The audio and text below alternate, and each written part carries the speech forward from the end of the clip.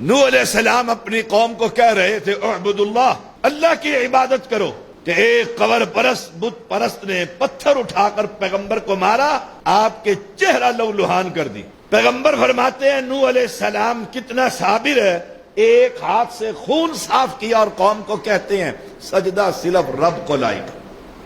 اتنا عظیم پیغمبر۔ حالات بگڑ گئے، قوم بگڑ گئی، اللہ نے حکم دیا چلو ایک کشتی تیار کرو، مسلمانوں کو بٹھاؤ۔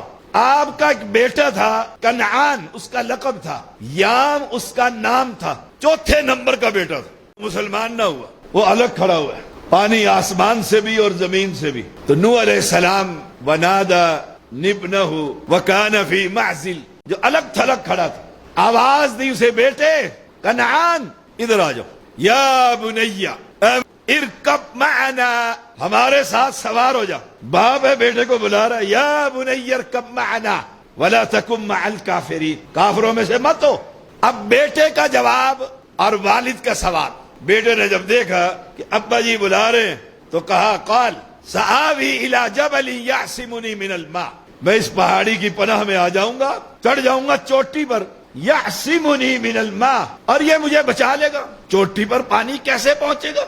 بیٹے کا جواب یہ، یعصمنی من الماء، توحید کی دعوت۔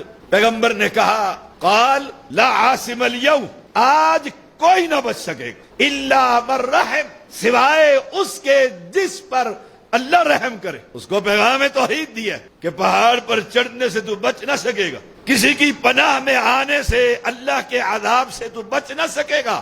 کہا قال لا عاصم اليوم من امر اللہ الا من رحم، ابھی باپ بیٹے کی گفتگو ہو رہی تھی، وحال بینہما الموج فکان من المغرقین، کہ باپ بیٹے کے درمیان ایک موج آئی اور حائل ہو گئی اور وہ غرق ہونے والوں میں سے ہو گیا، پانی لے کر اس کو۔ بیٹا کس کا؟ نوح علیہ السلام کا۔ پیغمبر کون ہے؟ 1.25 لاکھ پیغمبروں میں سے 5 چوٹی کے پیغمبروں میں سے ایک پیغمبر، اس کا بیٹا آنکھوں کے سامنے پانی میں غرق ہو گیا اور پیغمبر بچا نہ سکا۔ ہم کیسے کہہ دیتے ہیں کہ یہ ہمیں بچا لے گا؟